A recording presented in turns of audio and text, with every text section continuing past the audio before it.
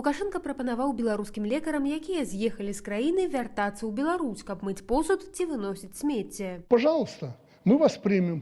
Посуду мыть, там еще чего-то. Расходники, отходники эти, как у врачей. Вот это выносить, там мусорку и прочее. Такія прапановы прагучалі ў горадні, куды Лукашенко прыязджаў на адкрыццё новай абласной лякарні 5 чэрвеня.